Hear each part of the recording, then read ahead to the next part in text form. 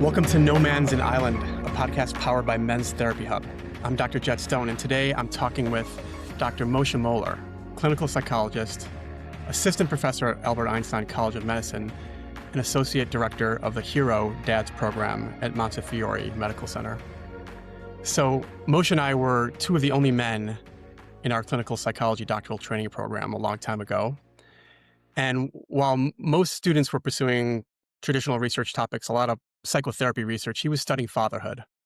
He was passionate about exploring something, what I think a few others in our space were doing at the time. He was a young dad himself then, and I became one towards the end of our training as well.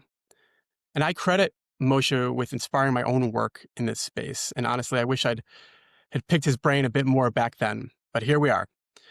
Since graduation, he's expanded both his research and clinical work to serve culturally diverse and socioeconomically disadvantaged dads in New York City. And coming from an Orthodox Jewish background himself, he understands fatherhood in marginalized communities in many ways researchers and clinicians do not.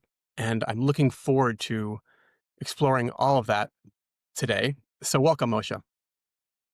Thanks for having me. This is so exciting. I'm honored that I was some of your inspiration Yes. to go down this path because, as you said, there aren't enough people working in this field and studying and focusing on this population. Yep. So I love this podcast. I loved some of your previous guests that you've had. So I'm really excited to be here. Well, thank you. So I want to get into your origin story. We always ask guests that first question. So how'd you get into the fatherhood space after starting out in, I believe it was rabbinical school? Am I correct? Yeah. Okay. So Yes, just walk me through that and take your time with it. Yeah. So as you said, so I'm Orthodox Jewish. And so I grew up in a more of an insular community. My first foray into the non-Jewish community, let's say, was my undergrad at Queens College. And that was a really great eye-opening experience for me, really trying to understand more of what's out there and to integrate myself a lot more into mainstream society and studying psychology. And that was a really great experience and helped me a lot when I moved up into grad school. And that's where we met. Mm-hmm. Before I started Queens College, I studied after high school a few years in rabbinical school, or they call it yeshiva. Some people confuse yeshiva with yeshiva university, but it's a little different. And then I was in Israel studying in a big school there for 2 years as well. And then I came back to the U.S. Studying a little bit more, rabbinical or Talmudic studies while going to Queens College at the same time. And I sort of ended my Talmudic / rabbinical studies when I started my grad program with you at Adelphi in 2013. So my foray into the PhD program, I didn't know enough about research in general. I had some experience, and I didn't have a great idea of what I wanted to research, what I was really interested in. And it was I think our first semester, we had Dr. Laura Bermariu, if you remember, and we had to write a paper on development because she taught us developmental psychology. And so something related to developmental psychology. And she gave us several ideas. And one of the ideas that she had was fatherhood and child development. And as you said, Jett, we just had our first child, our son. I think he wasn't a year yet, I believe, when we started the program. He may have turned a year old in that semester. And I said, fatherhood? That's a topic? I can study fatherhood. I thought, wow, that's amazing. I didn't realize that was like a topic in psychology. And, um, and then that's where it really started. And it just grew from there. That first, because I was so involved in with my son, and I was such a proud dad, and I loved it so much. It really, it was a real identity of mine. So it really spoke to me that I said, oh, well, if this is an interest in me, and I also thought like, oh, I want to be the best dad that I could be. Why don't I study fatherhood so I can know what it'll be it's good for my research, and it's also good for my personal life. So let's do that. And so I started with rough and tumble play, which was my Hmm. first, I think that was my first um uh, project in that semester, and how that can help influence the development of children, because people may think, oh, if you're gonna rough them around and play with them and wrestle and like be very wild with them, that's gonna make them wild. Right? And research really shows the opposite.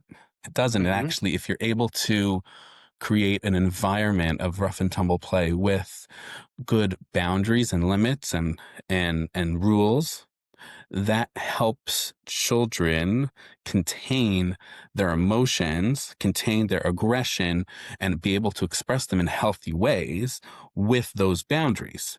And so it actually is a really good thing. And that's something that fathers do a lot more than mothers. There's a lot of questions of what are the benefits, what things can fathers bring that moms don't bring. And I'm not saying that they can't bring similar things, but generally dads bring more of this rough and tumble Yes. exploratory, let's get wild to the family. That to me is music to my ears because I think, like most dads, myself, I want to know that when I'm tossing my daughters up in the air, that they're gaining something. Like they're learning about boundaries and physical space, and the limits of their own bodies, and you know, sort of tiptoeing around danger and coming back. And there's a Right. lot there. Um, Right. It allows them to take risks, a little bit yep, more risk. It safe pushes, risks. right. Exactly. I want to rewind a little bit because Sure. you went from Talmudic studies into psychology. And was that something that is that a natural transition? So Or is no, not necessarily. okay. So I'll tell you how that happened. So when this is my story into psychology, right? So I did not know anything about psychology really for the most part until um my I was 21 or so, 2021 at the time, and I was studying. It was in New Jersey, and I I developed certain physical illnesses Hmm, over the course of the year there. And I didn't know what it was. The doctors didn't know what it was. The first time I thought I had strep. And I would get strep a lot and then would go away after 2, 3 days. So I was home for 2, 3 days, and I said, oh, it's probably going away. So I went back to school, but it didn't go away. And so I went back home for 3 weeks. And so I don't know what was wrong. And then every so often I would get sick again. I would get sick again, and it wasn't mono. It wasn't like, and I would get really like fatigued and this feeling of malaise. And sometimes it would have like my throat would hurt. Sometimes I would be achy or things, but it was so, frustrating for me because I couldn't really explain what I was feeling, and no one really knew what was going on. And um, actually, the head of the school, we call him the Rosh Yeshiva, or the I don't know what, the headmaster, this you could say.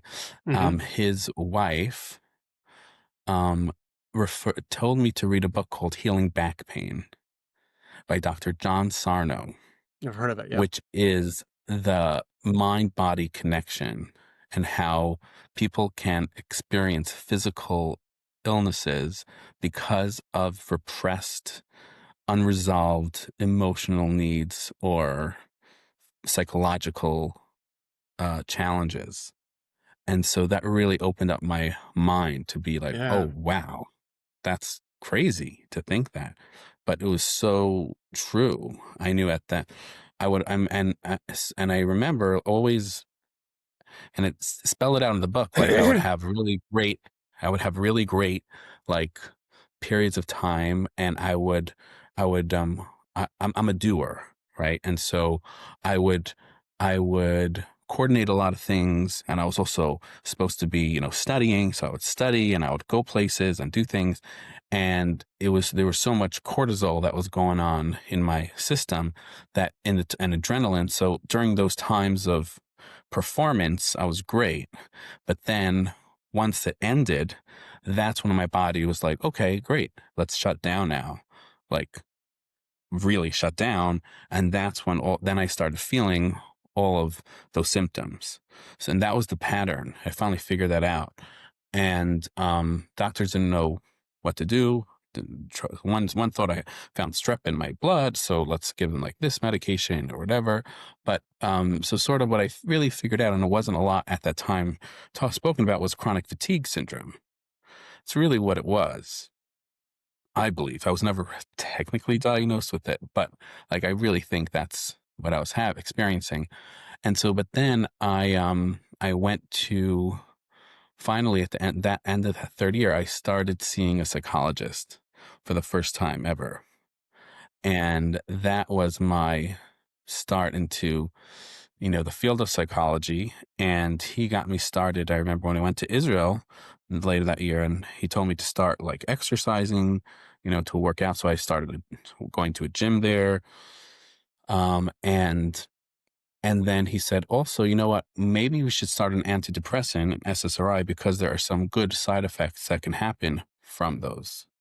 And I don't know if he wanted to say because didn't want to tell me that I was like anxious, or didn't want to tell me that, or whatever it was, or just, but I did. We started on like Prozac then, and I,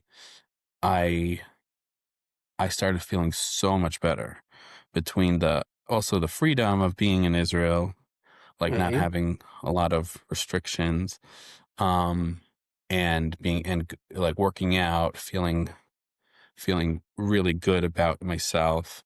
That really uh, made me feel so much better. And then after a year or so, I was able to go off the Prozac actually, and it sort of stayed like the healthy, that consistent, feeling good for a long time until internship year. I love these Uh, back. I love it. I love these backstories. Before you dive into internship year, you yeah, initially started by talking about coming from an insular community and then integrating yeah, yourself, to use your words, and like you integrated yourself into the college that you went to, but also into like sort of the wider community. And I'm just curious what it was like for your family, particularly the men in your family, to see you go and become a feelings doctor. right, yeah. What was that like? Was that part of the integration process, or is that something that seemed So natural coming from the more insular community you so came from? it was so for me, well, the reason, so then I'm gonna just preface it a little bit with something. When I was in Israel and exploring and trying to and thinking and figuring out what I want to do with my life, that's when I decided that I wanted to go into psychology because of the help that I got and this profound awareness that and this also a more of an innate drive towards the helping people professions and stuff like that. And I didn't know really what I wanted to do, and so this was something that really spoke to me. um so when I decided that, I mean, my father was very supportive at the time. My father is a son of a Holocaust survivor. um my mother's also, um and uh he had a very different childhood than I had. His father was, spoke German for the most part and did not know really how to communicate. in general, it's definitely not feelings, but just communication itself was very difficult. I remember when I was trying to speak to my grandfather, it was very hard to understand. And my father was able to somehow come out of that with a very different perspective. And so my father is very emotionally attuned.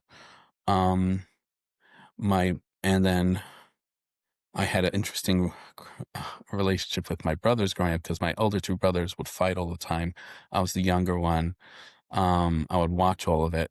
I was a more sensitive kid, and so I would experience all of that.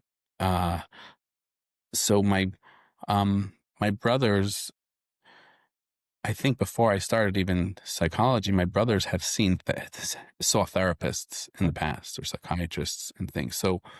So they were, it wasn't, it wasn't a crazy surprise to them. Normal. It was more normalized So to more you. normalized. Yeah, yeah. I mean, but then so my wife's family, my father-in-law was very supportive, something that he's also emotionally attuned. Some of my brothers-in-law, or at least one, I remember one of them not believing in therapy. There are a lot of people in the Orthodox Jewish community that, well, it's a big stigma. I mean, it's been much since for the past 10 years, since I started, it's been significantly decreased, the Why do you think stigma that is? significantly, because people are talking more about it. It's Hmm. becoming, the rabbis are normalizing it. The rabbis are saying that it's important because Like the as a thing is, a lot separate of times, profession from them. yeah, Yeah. yeah. And so rabbis are right referring people to therapists, which right wasn't always the case. Many times the faith-based, you know, institutions or religions, right, like you would go to the priest or the rabbi or someone to get your moral support or to get your advice or direction for what you needed, and they have since realized that they're not trained adequately to deal with a lot of these things, and so it's becoming less stigmatized, but not totally, because there's still you know, negative connotations attached to that. But that's one of the things. So I didn't tell you this, but I'm also one of the founders of AOJP, which is the Association of Orthodox Jewish Psychologists, which is a pretty big organization now. We have 350 people on our WhatsApp chat, but we have about over 200 paid members also. And so one of the goals is also to educate the Orthodox community with psychology, and to also break down more of that stigma that's attached to it. So, but that's a I missed separate that. thing. I know we're I going missed that off. very important part of your bio. Actually, I didn't know that. Now I'm regretting it. Okay, No, it's I'll go fine. back and edit No, it. no, no, it's really No, fine. but it is. It's because it is a men's therapy hub adjacent movement, right? It's to bring Right. therapy to the people and to destigmatize and to normalize it and to make sure that people know that therapy is for them too. Yeah. Can So, I just say, oh, no, yeah, please. but I think the men in the Orthodox Jewish community, they are still less likely to seek Hmm, services than the women in the community. So that is still, so together when you have like that religious aspect and the men, so you do have that. Um, a double whammy. um, yeah, Yeah. Can I just say, and I want to get more into Orthodox men, I think it's very interesting, is that so much of your background was seeking to understand yourself, perhaps family, Holocaust survivors, and there's a phrase like "me search." All research is me right, search, right? And so right, yours is such a great example of that. And I think we're all guilty of, not all, but in so many of us that start out in the yeah, academic world, right? It's like you're starting it, trying to figure out who you are, and it's no surprise you had a young kid when you first started studying fatherhood, and it was that developmental paper that you know um, right, sparked it for you. And so I wanted to ask you that because I think there are people listening who are wondering if they're meant to try to go, if they're meant for to become a therapist, right? Because I think so many of our backgrounds as men start off like, oh, that's not for me, or like this right, path can't. It's like I don't see anyone else around doing it. That's my story. I don't know any other therapist who I grew up with, especially not male therapists. So it's a story like yours that says, I come from an insular community, and you found your way into New York City, largest, one of the biggest cosmopolitan cities in the world. And that's when I met you, as you were doing your me search, right? Maybe I didn't Right. know it at the Right.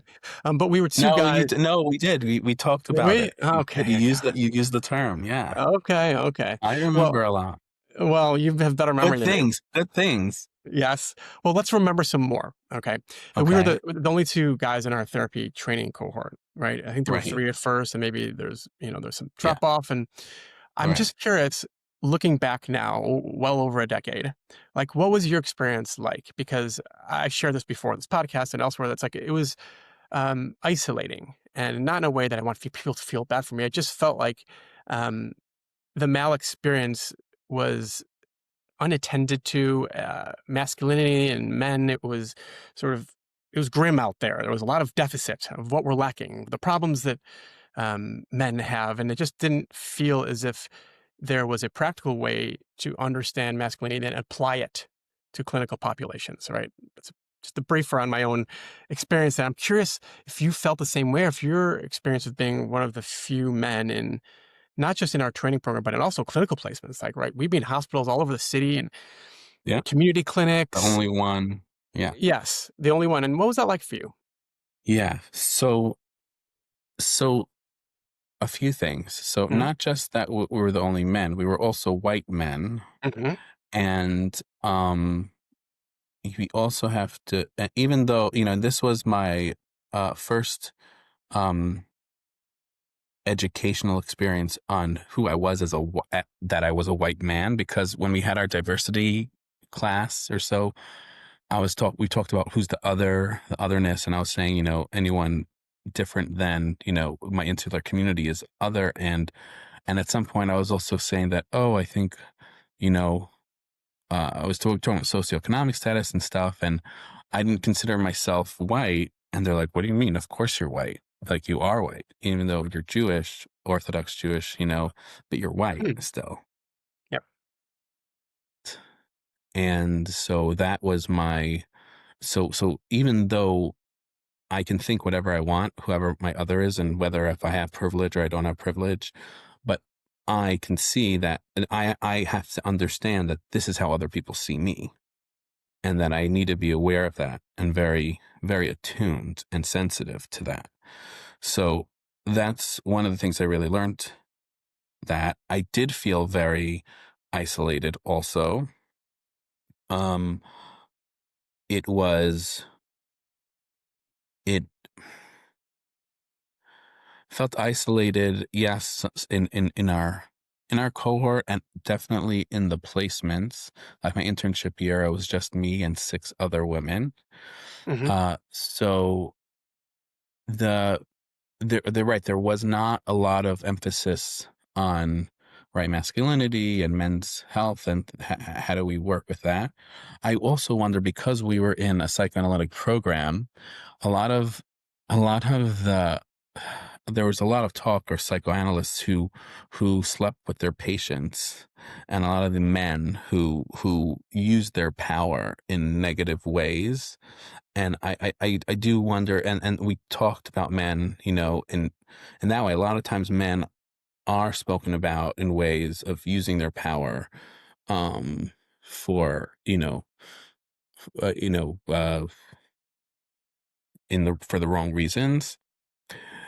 So which, which, you know, which is true. I don't want to deny that. Right. And so, but then sometimes you then need to, um, you, you need to be sensitive to how you then bring up, like, the healthy parts of masculinity and things like that. Yeah. I remember very specifically, you probably remember, this was, I forgot her name, but I think she taught us cognitive psychology. Remember these? No It's call our, outs. No, no call outs, but I do. Okay. and I created a great paper. I remember it was about the cognitive understanding of being a father, and the more that you can see yourself as being a father, and the more that other people, especially the moms, they can view you as an important father figure and important in the child's life. the more the father is involved, the more that they are going to be interacting with their kid. And there's a big piece there. And she kept on pushing me, but what about dads? What about families that are not traditional, right? That maybe two dads or two moms or whatever. And I'm like, yes, that's all really great. I'm just, we're talking about, I was focused, and I remember I prefaced it with saying, I'm focusing right now on more of the traditional types of families that we are. I'm not saying that it's not, the others aren't important, but right now for my research, like this is specifically what I'm focusing on like the 90 or so percent of families out there. But she kept on pushing me on those others. And it was, and which I understand, of course, is also it's also very important. And I respect and appreciate those family compositions and what they can also bring to the table. But that just shows that the traditional male role was, no, you can't, or you shouldn't Hmm. just focus on that. You Right. are, that should, Nudged away from that's, it almost. yeah, Yes. Okay. that's like, that was done already. Like you feel like it's almost like, oh yeah, white men, they were studied already. Like you don't need to deal with them. Right. Like there was all the research has already been done, and we need to sort of like move on from that. I have a Right. related question that, and maybe this is just a false stereotype, but educate me here, that Orthodox Jewish communities tend to be more patriarchal, meaning That's that true. my guess is that you were hanging around a lot of other men studying, Yes. and that it I grew was up like, yes, like schools gendered, were gendered schools. bifurcated. Yeah. And Yeah. so Yeah. what was that like for you, going from a place where the spaces you were in were very male dominated, right? Right. Into a place like in the clinical place where you were the one of six individuals studying, one of six males studying in an Right. internship program. I'm just curious, like what that experience was for So you, for me, because out right. integration. Right. So, so luckily, and I grew up with sisters also. I have two sisters and two brothers. And I gravitated more towards my sisters because my brothers, as I said, they were always fighting and stuff. It wasn't my thing. So, I, it was for sure a learning experience and figuring out you know, how to navigate that. But we had a great cohort, great cohort. And so Yes. super like supportive and loving. And we were like, I, I'm so grateful for our cohort that we had. Like we had, I don't know. I know we've heard not such great things about other cohorts, but we were very fortunate. In Queens College, I didn't, I didn't have, um, that much need um, to interact so much with females. Like if of course I had female professors in my lab, I had several females and that was fine. And at the time, I think I was dating at the time, I think I dated my wife in like my second semester or third semester of college. But there were some things that were embarrassing for me or shocking for me or not understanding. Like there's several things that were this is such I feel stupid now thinking about it, but like in my sociology class they went around like asking, oh, what do you think the average like family composition size is, like how many kids? Hmm. People are going around like two, one, three. I'm like eight. Right? And everyone's like, what? Like, what? And because in my head, I'm thinking about the ultra Orthodox, like Hasidic, right? And so I guess in like maybe in the Jewish world, like in the Orthodox Jewish world, eight maybe would be because they have many, many kids. Hmm. But now it's really the Jewish world just makes up only a 0.02 or so population, right? It's a Hmm. very, very, very small number. So, but that was just to show you how into there was I remember the same class. I know, wow, I'm like going back so Hmm. long. Um, I remember bringing, um, water, but I put it in a seltzer bottle because I didn't have another bottle to fill up. And in the middle of class, I like opened it just to take a drink and it made this loud popping sound and people freaked out.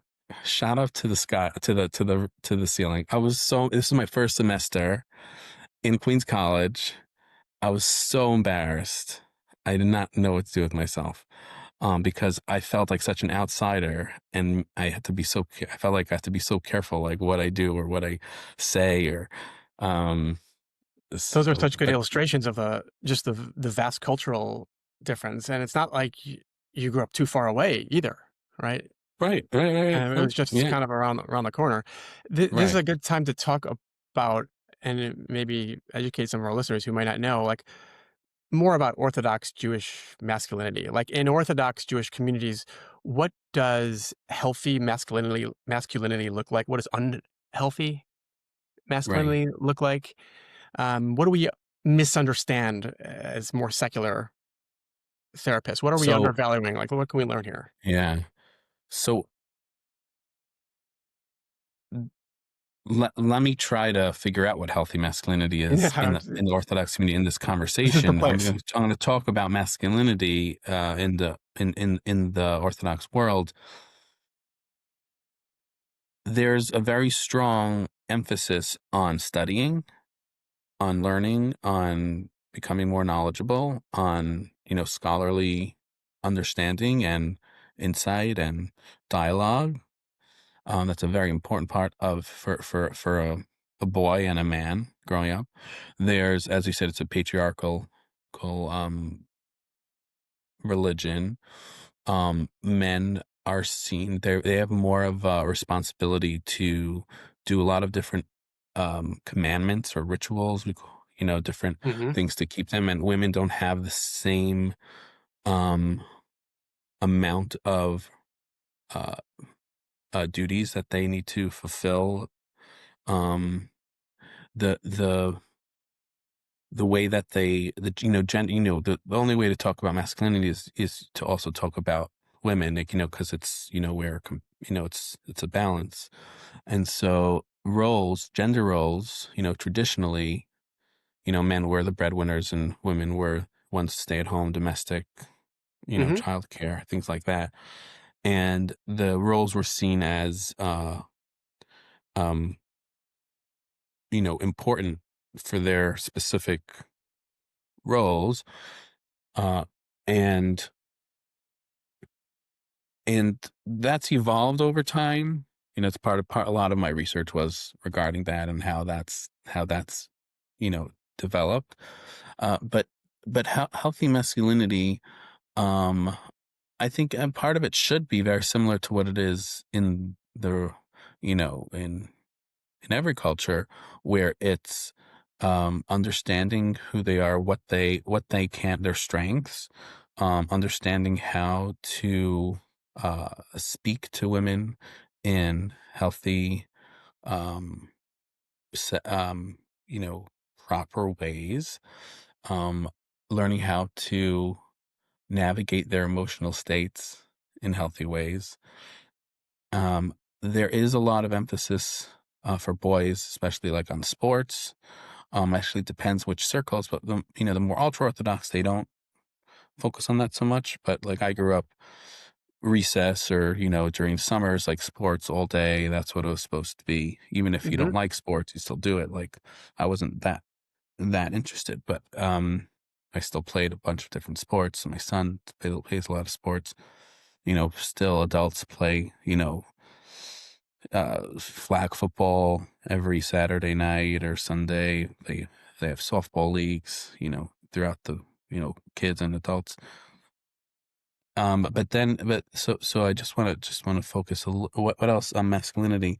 Um, so then there's also this idea of um running a household, Okay. finances, not in control, but being responsible for that and supporting, being to be able to provide, really to show, like, to run. It's like running the household. Even if a woman may make more money, the man is still seen as the one to run the household.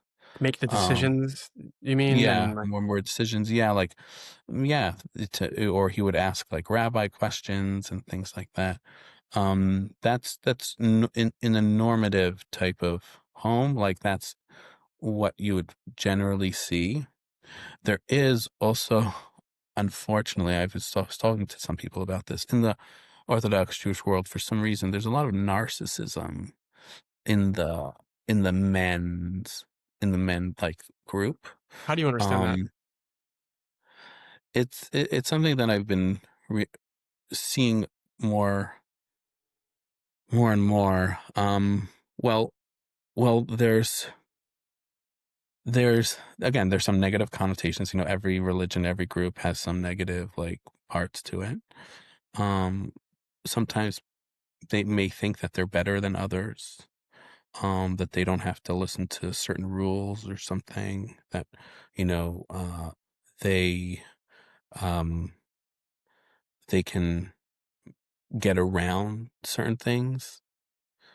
Um, there's, there's also this idea of, men need to make as much money as possible because, I mean, because living in the Orthodox Jewish world community, it's very expensive. Um, you have to pay private education for all your Hmm. kids, private, Shiva education. You have, kosher food, and then you have, and then there's, in the, wherever you live, you have to live in a Jewish community. And those, as soon as the community becomes Jewish or starting to become Jewish, all the prices go up because of demand. And so you have to make a lot of money in order to really to survive. And so people are always looking to how can I make the most money. And then there's so unfortunately there's like a big focus on that, and not necessarily a focus on what do you want to do with your life, occupationally, because I think there's a lot more focus on spiritually and religiously what your focus should be, Hmm. but not but to make money, you just have to make a living, just have to make money. How do you balance that And though? Like if you're seeing a, let's say an Orthodox couple or even an individual that, you know, you've been exposed to other cultures, you're working in New York City and much more progressive right, views of gender and family life. Like right. how do you reconcile all that clinically with how do you With deal with the the ones that I work tension? with, the ones, right. So the ones that I work with, that I have access to, so I can challenge them on that Hmm. depending on where they are. I'm very comfortable with doing that. Um, I, it also depends on how set in their ways they are as well. Like how old they are can also what generation they're from. Um, it it's a case by case basis, as always. Yeah, We yeah. always say that. For younger Orthodox men, Yeah. when you push back on, let's call it some of the more rigid masculine norms, like what happens? Are they open? Are they do you feel like there's a new generation of Orthodox Jewish men who are more open? You sort of alluded to that earlier, to a Yeah. more, Right. equitable family dynamic. Yeah. Yeah, I'm just cur Right. So my research with dads. So I interviewed 30 dads, and so qualitative study. So it was a lot of time and effort.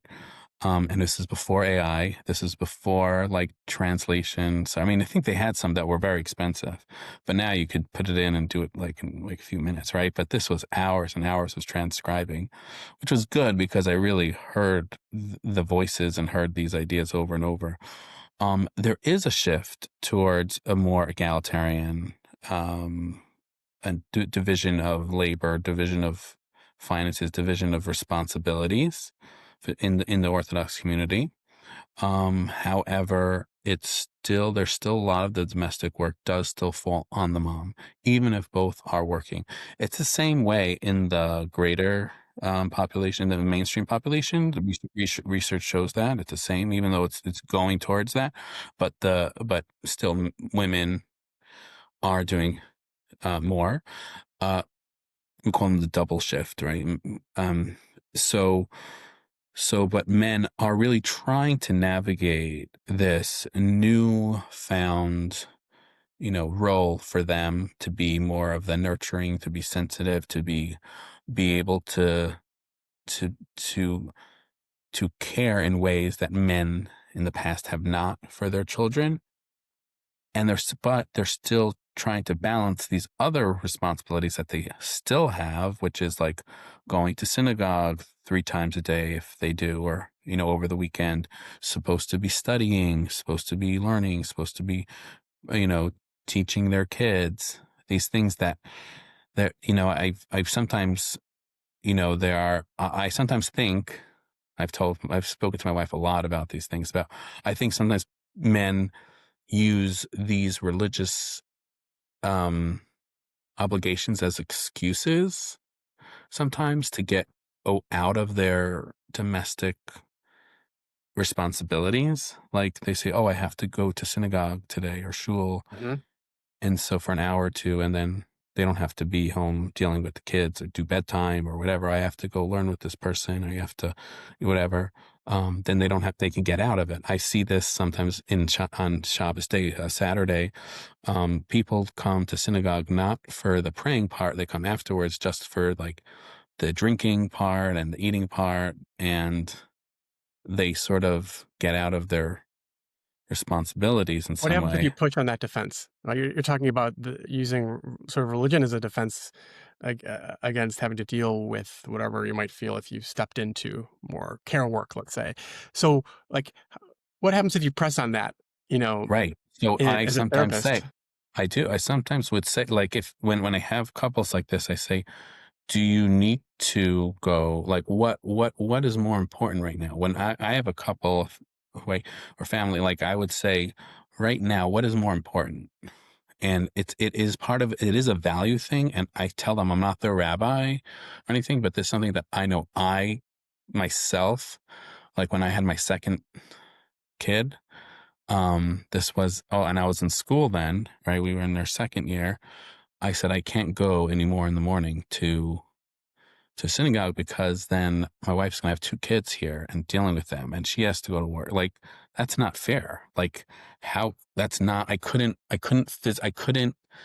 do that to her. Like, it was not in, so I said, God understands that, like, this is what's most important right now. And that's something actually my father's Hmm. helped teach me, that it's like like there are certain things that are more important in certain situations. It's not all or nothing. It's not always one thing. It's each situation. You have to see what is the right, the correct decision. Like if you, if, Hmm. if your wife is going to struggle, you're there. That's your number one priority. Like, you need to do that. Like just the relationship is super, super important. You can't sacrifice relationship for a religious belief or a responsibility. Well, that's powerful right there. I want to circle that. I think it's important to even hear from you that you can't sacrifice a relationship for a religious responsibility. Yeah. That is, you know, I don't know who It's might like hear the same that thing, like and resonate like with, but it's another important. example, it's like if there's, I don't know how much you know about the rules of, spiritual purity of, like, when a woman menstruating and then afterwards she has to go to the ritual bath, the whole thing. It's a whole I've heard of it. process, right? Nida and things like Mhm. that. And so, like, they're supposed to be like that, when after they're purified, you're supposed to have sex that evening. And and some people can use that as either a manipulation or just a thing of, just, that's the rule. We have to have sex, even if the woman has vaginismus. They're going through something. They're not attracted to their husband. They don't want to have sex, or they're having postpartum issues, whatever, a whole bunch of things. And so that's another example of you need to see what is happening right here, right? Your wife is struggling. You have to put this idea that you think is more important aside. That's not right now. That's not the most important thing. And I Mhm. mean, even if they ask rabbis, they would tell them that. But some people, the men don't always realize that or care or whatever. They may use it, as ways to, get what they want Yes. or do what they I want. I do like the way that you're Which also speaks reconciling. about also talks Mhm. about the narcissism piece. I'm not saying it's narcissistic personality disorder, but there's this narcissism piece that men have. There's like this underlying piece. I haven't studied it Mhm. like research wise, but it's a very interesting thing, and I've talked to others who have seen it also. Yeah, Yeah, you're picking up on the narcissism there when it's like, as a therapist to men, to anyone in this community, I guess you're helping them reconcile their religious beliefs, God, with their values and basically who they want to be, that they don't have to live separate, that there's a way to bring them together. And I think it's really um, an important part about working with this population and dealing with it, you know, working with families who are in these patriarchal cultures. It can be very rigid. In some ways, it feels like, um, you know, what the clinical populations that you see in the more insular community are just like kind of slower in coming to this more equitable family arrangement yeah. that It's always so like many that in so the many dads are leaning into.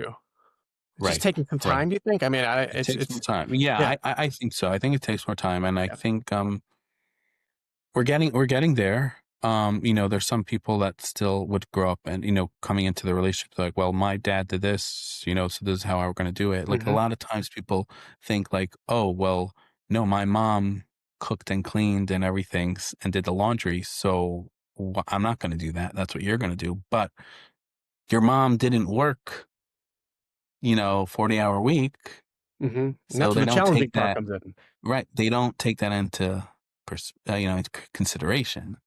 Yes. Well, let me shift you a little bit here because I we only have Yeah. so much time. I'm interested in sorry, is there anything else in that you wanted to add? No, no, no, no. Um, This is all good. um, so I would be remiss if I didn't bring up the issue of class as well when we think about like all the different dynamics that go into um, the male experience because working class men have worse outcomes just across the board in terms of whether it's higher addictions, death by suicide rates, economic precarity is like a real issue that's driving a lot of the um, problems that are the men and boys face.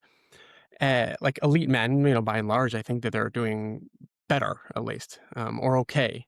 And so you've worked with probably hundreds of fathers through your Hero Dads program. And so when you're sitting with these dads, like, what are, let's say, we missing about how class shapes the experience of fatherhood, masculinity? Oh, class is absolutely. I think that's the. I think that's the most important variable when we're thinking about. I think really any like situation. Class is what is going to determine like those different factors. It's not even so much race or ethnicity, but it's class. And I remember Dr. Kirkland Vaughn's, remember? He would always very much bring that up, like class is like the big thing. So right, the dads I work with are from low income, impoverished, right, underprivileged communities. I work in the South Bronx. South Bronx is the poorest part of New York City, one of the poorest parts in the country. They have super high, rates of single parent homes, and so these dads are coming from homes. It's an intergenerational um, struggle because a lot of these dads did not have dads growing up or didn't have positive role models growing up, positive male role models growing up, and this is very common in a lower class society. um, the teenage pregnancies are more common in these in these populations, unfortunately. And so therefore that's when, if a boy is becoming a father when they're 15, 16, it's much less likely for them to stay together than if they're starting their life with their partner when they're 30, when they've a lot of things the more figured out, and then they could have multiple kids with multiple women. And so they don't even know where to put their energies. They many times are not living with them. A lot of the dads that we work with, or we focus on non-custodial dads, so they're not living with their kids, and a Hmm. lot of them don't even have the abilities to see their kids because moms, we call it mother, gatekeeping, right? Where moms decide when they can see their kids or not, or they have custody battles, they have orders of protection against them. And these dads, especially low income dads, face I think, the most prejudice in the legal system, where they have to pay child support. And if they don't pay child support, right, it goes to arrears. They start getting all of their privileges taken away from them, whether they're on welfare or, then they lose their driver's license at some point. They garnish all their, if they have any wages that are on the books, they're taken, large percentage. Hmm. A lot of it is given to OCSS, which is the Office of Child Support Services. The moms don't even get all the money that they provide. A big percentage goes to this government body, which is very unfortunate. So instead of just paying the mom a check, you have to pay it through this agency, and then some of that money goes to the family. Um, and so there's so many, and the legal system is very much, I think another person recently spoke about this, that they're definitely, biased against dads in the system. They're much more likely to give over custody rights or side with moms. This has been a thing for many, many years. That's been, it used to be when they created all of these rules was because dads were the primary breadwinners, mom stayed home. So it would make sense that the kids would stay with mom so they can take care of it. And dad who's working, they can give the money. But when you don't have dads working, right, then dads can never see their kids, because if they don't not going to pay child support, then they're not going to be able to see. They may be incarcerated, or I mean, I could go on and on. Like, there's this more trauma in this field. There's more substance use. There's more, there, Yeah. crime. There's there's so many barriers and so many struggles, intergenerational complications that go into working with dads from lower class families. You can't even get to the things that we were talking about before, like to the more higher functioning ideas of fatherhood or masculinity, because you're dealing with think of like the hierarchy of needs, right? You're dealing with like that lowest level of like just Yes. basic necessities. It is a struggle to survive and make it all work. And you're meeting these men at this place in their life where they need the most basic needs. That must be challenging for you to show up and do that, right? Like these structural deficiencies, the prejudices that you're talking about, or the system isn't working. Um, how do you deal with systemic issues like this as a psychologist who, right, like we're not policy makers. Some of us are, I guess, but most of us aren't. We're not in that part of change. We're in the part of change that's more individual oriented. You work in groups as well. What are you talking about in those settings, like to help these men cope with these just immense structural barriers? So for us, because we know, like, there's so much cynicism, there's so much bitterness for these men. Like, we're not talking these men out of their feelings. Like, there's so much validation that's needed, because these men have never gotten validated in their entire lives. No one has ever listened to them, to the real stories. People just told them what to do and how to do it and when to do it. They come to our program, they come to Hero Dads, and we are a very different experience for them. We're not, we set up the whole program, the model, the physical setting to be very different from what it might look like a probation office or an ACS office, right? Child Support Services, or sorry, Child Protective Services, or um, any other agency where they are being interrogated or they are being scrutinized, they're being blamed or being accused of something. They come to us and we are here for them. We want to hear from you and what can we do for you to be successful. When we sit down with them for their interview, clinical interview, we make sure we're sitting next to them, not across from them, or Mhm.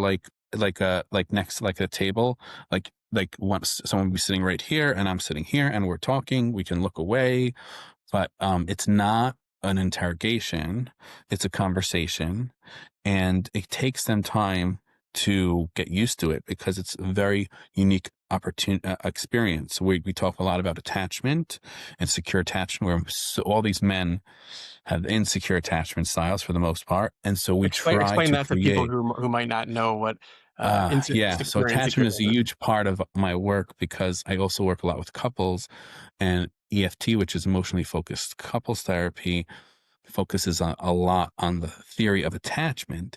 Attachment is, we can also call it a bond or a relationship bond between two people. But when the earliest attachment bond we refer to is the bond between the parental caregiver and a baby.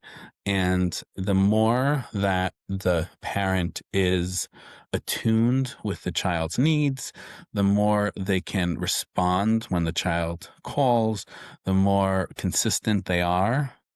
And they create this bond that's a security so that the child knows that they can rely on the parent. If they get hurt or something, they can go to the parent, we call a secure base, and and they can feel safe. But a lot of times it doesn't happen with children's, with babies or toddlers, especially in lower income families where there's so much stress and chaos going on. Moms or dads, whoever it is, the caregiver can't be so attuned and always consistent with their kid. And so, unfortunately, they can develop insecure attachment. And so, the reason why this is so important is because the way that we experience our early our first caregiver in childhood is the way that we see our relationships throughout the rest of our lives. We use that lens. And so as adults, in order to make good connections, those with secure attachments they're easier to create those bonds because they're more trusting, they feel more safe. But those with insecure attachment styles, they can be very anxious around others. They're not sure. They can't trust others so much. There's jealousy. There's so many things that are going on. And so a lot of our dads do experience that, especially, coming from these different other agencies. And so they can be very guarded, very closed off. They don't want to show anything because that's vulnerability. And when you show vulnerability, then someone can get you. Someone can use that against you as a weakness. And Yes. so what we do in our program is we really try to create a secure attachment with the program. And the idea is attachment is malleable. You can change. And so the more consistent we are with them, the more validating we are with them, they feel like we show up, we're there for them. That creates that secure attachment, which is what we try to do. And then you see in the program, the guard comes down Yeah. and you see the softer parts of them. And you see these people from the South Bronx or East New York or, these tough places where they have to put on that shell in order to survive on the streets. When they come into the group, you see them, they're crying, they are they are sharing their real struggles and their softer emotions that they never are able to share any other place. And that's what happens in our program. It's beautiful. And I think it goes to show that, you know, you hear, you hear the call to open up to men, talk more, right? And you have to create the right conditions for men who've gone through so much as the ones you're working with to do. You have to create the conditions for them to be able to do that, is what I'm trying to say. And secure attachment actually is the first order of business in order to be able to start to bring out and tease out these feelings Yeah. and that they've Yeah. had Because that they they have maybe to never feel had safe. language for. Yes. Right. You have to feel safe. That must be rewarding work to do, to be able to see that evolution, to go from so um, restrained and, to see these guys take off the mask and begin to open up and talk about what it's like to be in the judicial system, or to talk about, you know, the getting, having the short end of the stick with the legal system. Right. And And so right, and so we don't, so we're not necessarily going to be there to fix their problems. Like, we can't fix the judicial system, but we are there to help them along the way, and that we're there to support and validate them so that they know they're not alone, and that it's not necessarily so helpless, and and just um that they can't do anything about it. We try to give them some hope. yes. Um, there are some things we can do which we do help, but that's not the main focus. The main focus is really the holding space for them and allowing them to have these negative feelings, and that it's okay to Hmm. have them. Yeah, it's incredibly um, meaningful for these guys who have had no others. You might be the first male in their entire life who has offered up that space. I Oh, mean, that's 100%. They say revelatory. that. Yeah, They yeah, say it. They say it explicitly. They're like, "Oh, I was never able to share any of this. I don't know why I'm saying this. I never told anyone this. Oh my gosh, like, I can't believe I'm sharing this. If anyone else, I told yes, myself I was never going to tell anyone." yeah. Well, I could talk to you forever about that type of work. I'm going to wind it down, and it's a related question because the Hero Dads program, it needs resources to do the work that they do. Right, But let's just say that I gave you unlimited resources and total freedom. right. What is the one thing that you would build or change to advance men's mental health or healthy fatherhood?